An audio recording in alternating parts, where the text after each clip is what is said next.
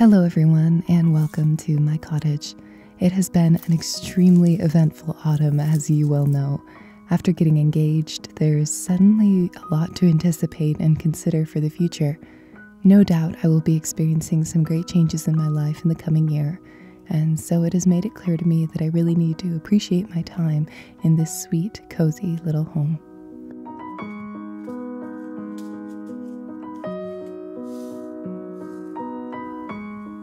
Recently, I decided to experiment with growing my own mushrooms. I love wild mushrooms, especially morels, and they have a very distinct taste that I crave all year. I was told oyster mushrooms are also delicious, and so I decided to pick up some local grow bags. I have always found mushrooms fascinating. Not only do they look interesting, but the way they grow seems so different from many plants. I imagine if they could talk, they would be quite gentle and unassuming creatures. It takes very little space and water to grow them. Every part of the process is compostable, and they don't need any light. They're possibly one of the most energy efficient things you can grow. They ask so little of the earth, and yet they give so much and are known to have amazing health benefits.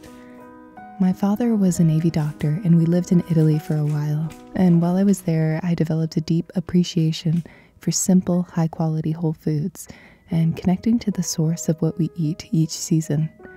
While in a modern setting, depending on where you live, that is understandably hard to do, especially because high-quality ingredients can be expensive and hard to come by, even out here. I'd love to find little ways to connect with the food I consume and understand how it grows. Even if it's something as simple as growing sprouts on my windowsill. It's so easy and always delicious.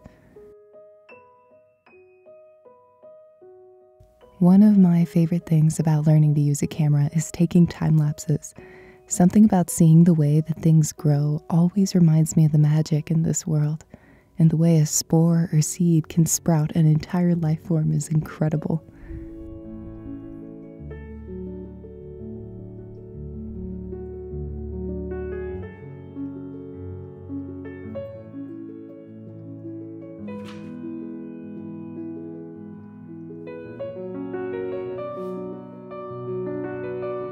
I once read a book on meditations written by a very wise mystic.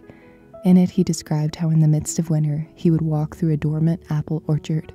The trees would have no leaves and look completely dead, and yet when he touched the bark and put his face up close, he could smell the apples. The essence of the fruit was deep inside, in the core and roots of the tree. Even in the dead of winter, there was life.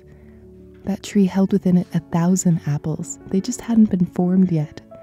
I like to apply that idea to our own spirits, how we have within us so much potential for giving.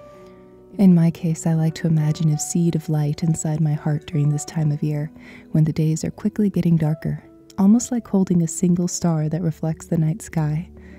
I need to take care of that star and not let anything suppress its light. It is a thought that I use to inspire my meditations. Perhaps it is something that will inspire you as you reach the end of the year and begin to think about the possibilities of the next. Perhaps we don't need to set any particular goal for the future, only to dedicate ourselves to tending the light we hold within, and do whatever we need in order to let it shine the greater.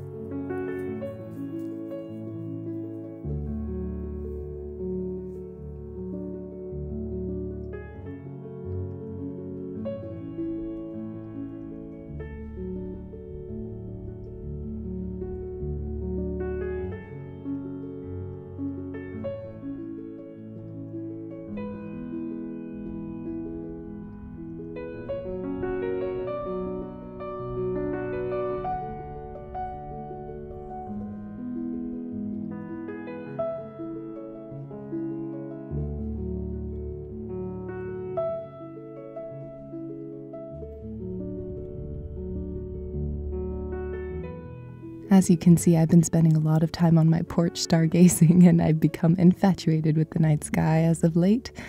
I swear moon bunnies are dancing around in my head as I speak. Thank you for indulging my nighttime musings. I hope you have a lovely day or night. Take care.